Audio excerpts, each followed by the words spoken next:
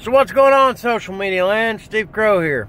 Did y'all see where John McCain tweeted a few days ago, and he was tweeting against President Trump, and he was tweeting to tell all the globalists and all of our trade partner allies that the American people and him wanted to continue doing business the way we have for the past 70 years, and that we support globalization. So essentially, John McCain, once again, he's a globalist. John McCain will sell his soul to the highest bidder, and he will sell the American people out every chance he gets if it benefits him. These senators, they get trade deals, whether it's, getting something for your medical treatment or, getting free lumber for your house you're redoing. There's always a catch to these guys. And McCain, we do not want globalization. We don't want no global government. The past 70 years, if you look back 70 years ago, America was not trillions and trillions of dollars in debt. We was not in the bad position that we are today in trade debt to all these other countries. Globalization is essentially putting a big fat lien on America. And we owe the big bank of global corporations, global governments, that we can't afford to pay off. And if they ever decide one day that they wanted to repo what is rightfully theirs because we owe it to them, guess what? That puts America in a position to say, you know what? We're going to have to negotiate, and we're going to have to become a one-world government. And quite frankly, I do not support that. Neither does many of the American people. 90% of the American people do not support that. So whenever you say that the American people stand with you, understand one thing, McCain. We did not elect you to become president. We elected Donald Trump to become president. Therefore, he's the man with the voice that represents we, the American people, not you. The only reason that people even remotely like you and keep voting for you for some reason is because, well, you was with the Bush administration and people liked George Bush.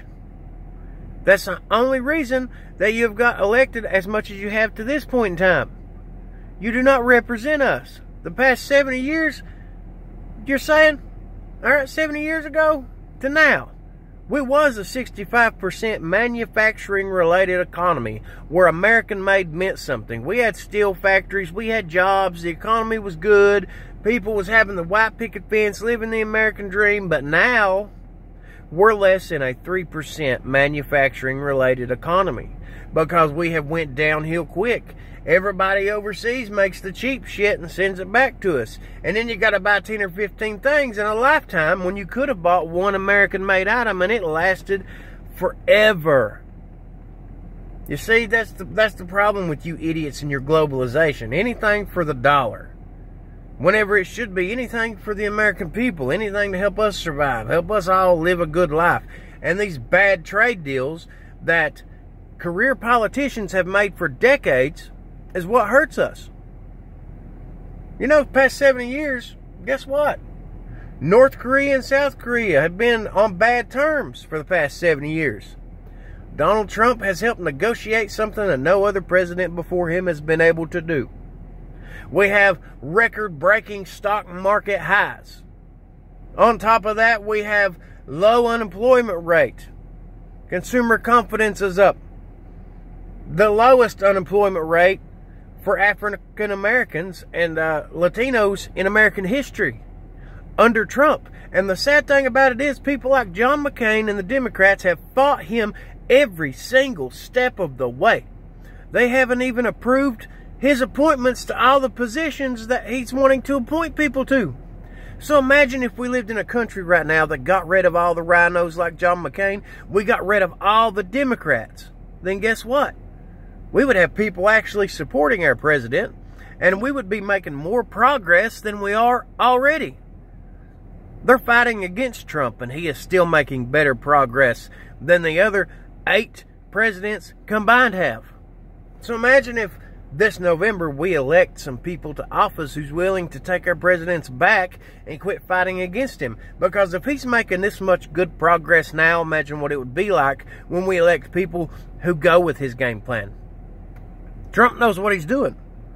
That just proves that he isn't bribed like the rest of these politicians are. He isn't worried about the global order of things. He's worried about America, our citizens, our children, our family, our future. And I think he's doing a damn good job at it. Everybody just remember those little things. And this November, vote Dem out.